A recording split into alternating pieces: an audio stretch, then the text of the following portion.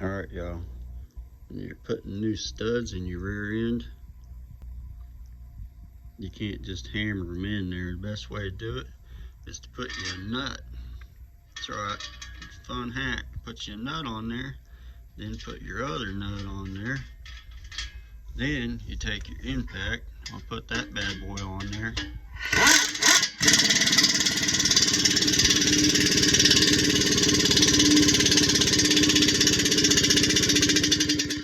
Yep, and there you have it, boys and girls. Then you take, after you do that, take your impact, put it back,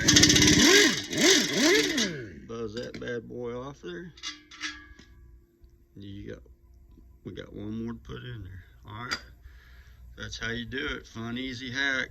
Oh yeah, by the way, you gotta get all the shit out of your rear end, or you're gonna ruin it. That's right. Wiper clean. Carburetor cleaner works great, y'all. All right, like, share, subscribe. We'll see you on the next one. We'll get this thing wrapped up real soon now.